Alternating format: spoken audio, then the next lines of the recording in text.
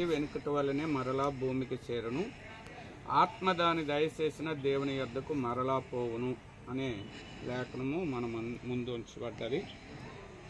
లోకములో జన్మించిన ప్రతి మానవుడి యొక్క దేహము మన్ను. అది దేహము దేవుడు మట్టితో చేసినాడు.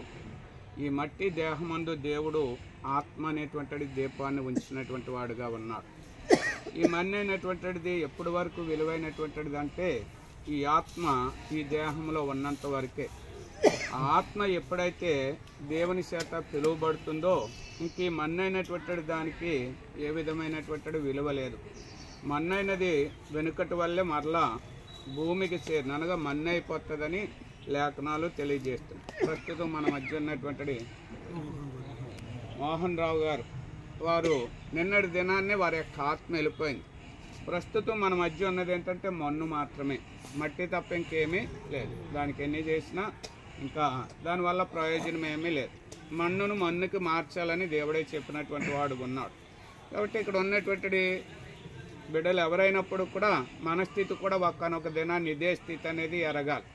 మనము ఎంత గొప్పవారమైనా జ్ఞానవంతం. అందుకనే ఇక్కడ 6వ వచనంలో కొన్ని సంగతులు చెప్పినాడు. వెండి త్రాడు విడిపోను, బంగారు గిన్నె పగిలిపోను, దారి యొద్ద కొండ పగిలిపోను, బావి యొద్ద సక్రము పడిపోనని 4 సందర్భాలు చెప్తున్నాడు. లోకంలో రకరకాలైనటువంటి స్థితులు కలిగినటువంటి మానవులు ఉన్నారు. జ్ఞానులు ఉన్నారు, బలవంతులు ఉన్నారు, గనులు ఉన్నారు, హీనమైనటువంటి స్థితి కలిగినటువంటి వారు కూడా ఉన్నారు. ఎవరైనప్పుడు కూడా వారందరి యొక్క పరిస్థితి ఒక్కనొక దినాన్ని ఇదే రీతిగా అవుతుంది అంటున్నాడు. దావీదు భక్తుడు కొద్ది అంటున్నాడు, లోకులందరూ పోవు మార్గమున నేను కూడా పోవచ్చున్నాను అంటున్నాడు. ఒకవేళ దేవుడు యందు విశ్వాసం ఉంచి నమ్మకం ఉంచినా, దేవుడిని నమ్ముకున్నా వెళ్ళవలసిన మార్గం మాత్రం ఇదే. శరీర రీతిగా మాత్రం ప్రతి ఒక్కరూ మరణిస్తారు. అయితే అందులో 2 తేడాలు ఉన్నాయి.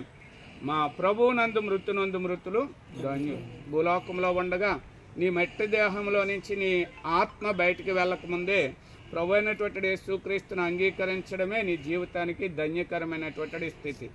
ఈ నిన్నటి దినాన్ని ఈ యొక్క దేహంలో నుంచి వెళ్ళినటువంటి మోహన్ రావు గారు ఎక్కడ ఉన్నారంటే లూకాసు వార్త 16వ అధ్యాయంలో వ్రాయబడినటువంటి మాట ప్రకారంగా అబ్రాహామును రొమ్మును ఆనుకునడానికి దేవదూతల చేత కొనుక్కోబడిన అనే మాటను మనం చూడగలుగుతున్నాం. ఆయన నిన్నటి దినాన్నే కొనుక్కోబడ్డారు, ఇక్కడ మాత్రం లేరు.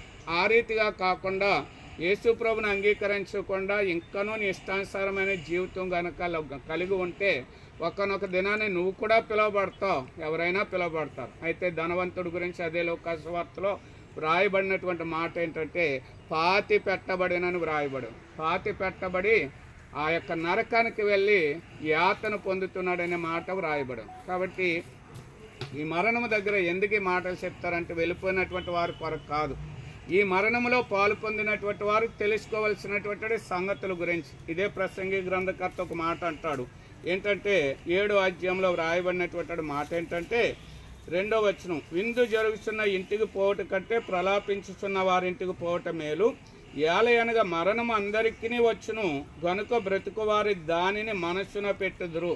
ఈ దినాన్ని నువ్వు మనస్సున పెట్టాలి. ఈ మరణ దినం నీకు కూడా వస్తుంది ఒక్కనొక దినాన్ని. ఒకవేళ సంవత్సరాలు తేడా ఉండవచ్చు, దినాలు తేడా ఉండవచ్చు, కానీ ప్రతి ఒక్కరు కూడా అందరికీ వచ్చిన మరణం. అయితే మరణము రాకముందు మరణం గురించి మనసు పెట్టినప్పుడే మనము నిత్య అగ్నిగుండం నుంచి తప్పించబడతాం, లేకపోతే నిత్య అగ్నిగుండంలో యాతన పొందేటటువంటి వారంగా ఉంటాం. మోహన్ రావు గారు అయితే ఎరిగినారు, ప్రభు నమ్మినారు, ఆ యాతనకరమైనటువంటి స్థితి నుంచి తప్పించబడి నిత్యరాజ్యంలో నెమ్మది కలిగినటువంటి పరిస్థితికి వెళ్ళినారు. అయితే ప్రస్తుతం మన మధ్య ఉన్నటువంటి భౌతిక దేహము మన్ను కాబట్టి మన్నుకు మనం చేరుతున్నాం. కాబట్టి ఒక్కనొక దినాన్ని మనం కూడా మన్ను కాకముందే ప్రభు అయినటువంటి యేసుక్రీస్తునందు విశ్వాసం ఉంచుదాం. నిత్యాగ్నిగుండా నుంచి ఆ 2వ మరణం నుంచి తప్పించబడి నిత్యరాజ్యానికి వారసులుగా చేయబడదాం.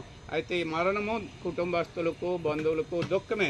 అయితే దేవుడు అంటున్నాడు, ఒకని తల్లి వాడిని ఆదరించినట్లు నేను ఆదరిస్తాను అంటున్నాడు. కొరింథీయులకు రాసిన 1వ పత్రిక 1వ అధ్యాయంలో పౌలు కూడా అంటున్నాడు, కనికరం చూపు తండ్రి సమస్తమైన ఆదరణ అనుగ్రహింపచే దేవుడు అంట. ఆ దేవుడే ఆ కుటుంబాన్ని ఆదరిస్తాడు, వారి దుఃఖం నుంచి విడుదల పొందించేటటువంటి వాడు. అట్టి ఆదరణ కుటుంబస్తులకు చేరినటువంటి మనకు దేవుడు అనుగ్రహింపచేయునుగాక.